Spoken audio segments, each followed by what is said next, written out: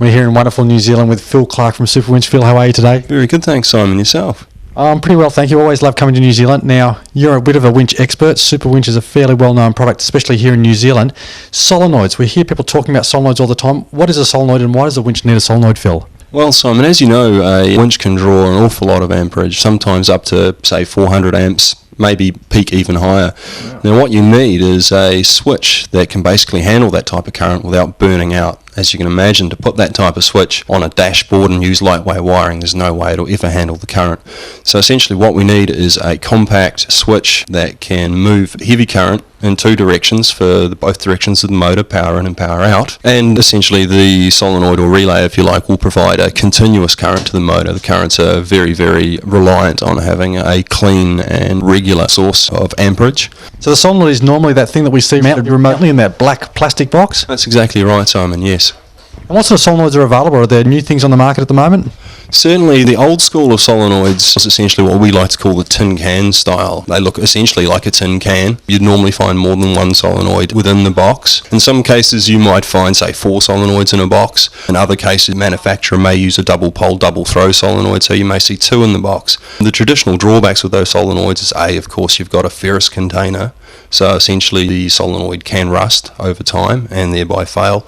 Also, when you've got 2 or 4 solenoids, you're looking essentially at 2 or 4 points that can possibly fail. What we see now in the case of some of the more progressive winch manufacturers is an integrated solenoid, where essentially you're doing away with 4 or 2 and you essentially have one solenoid with a non-ferrous casing, so there's no issue with rust. You're generally seeing sort of an IP rated casing as well, so it can be immersed, continuous current rating. With many of the other solenoids, you may find maybe only up to a 60% continuous rating or 60% duty rating if you like. The newer solenoids will take 100% duty for their rating all the time.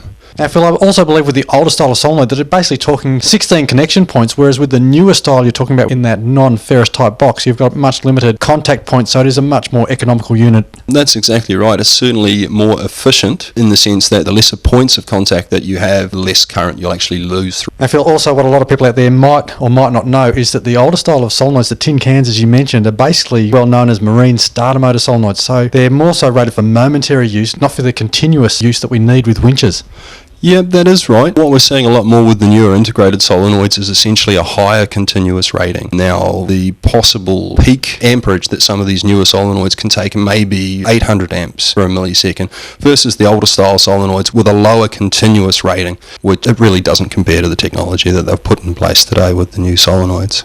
The new solenoids available, obviously more economical, less current draw, better heat capacity, longer continuous rating, just overall a much better solenoid type. It doesn't really mean much to the average guy out there who's just got to pull himself up a hill for a few metres and get out of trouble, but for the comp guys it certainly is a huge advancement, isn't it? It definitely is, and in saying that it can also be quite important to your average club truck or your average punter who's out there in the bush. I mean, we all know a winch isn't worth anything if it falls over or fails. It's always going to be the weakest link in your winch that'll cause an issue. In many cases, certainly traditionally, that has been the electrical system. So if you can take one more link out of that equation, then you're going to end up with a much more reliable winch.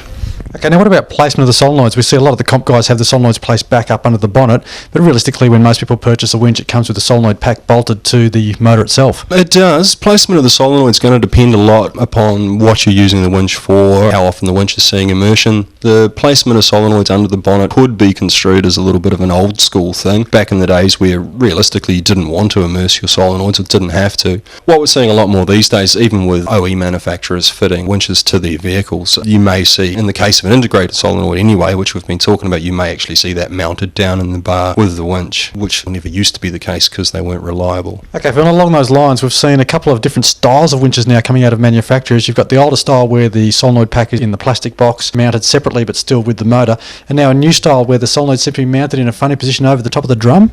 There can be a couple of reasons for that. Commonly, one is actually aesthetics of the winch. Generally, people that are mounting winches perhaps on the front of their vehicle or out the front on the bumper in plain sight like the look of the solenoid enclosure over the drum. And the other reason for looking at doing that is many of the manufacturers can essentially remove the tie bars, which allow them to put more wire rope on the drum without fouling the tie bars.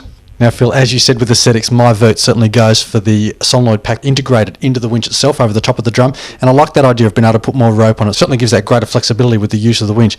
But I think a concern that most people need to look at realistically when they're thinking about the winch with that type of structure compared to the older type of mounting the solenoids is actually how much room they've got in their bar to mount the winch. I believe that can be a problem. It certainly can be an issue. With the case of overhead solenoid enclosures, you will normally find that it's either very, very difficult or it's not actually possible to remote mount them. In some instances, you may actually have enough room behind your bar to do that, but realistically, why would you want to? Especially considering there's readily available winches with removable solenoid enclosures. Perhaps a little bit of thought before you go to mounting the winch is in order in that case. Phil Clark from Superwinch, great advice, great information. Thank you so much for your time. Thank you, Simon. Bet you had it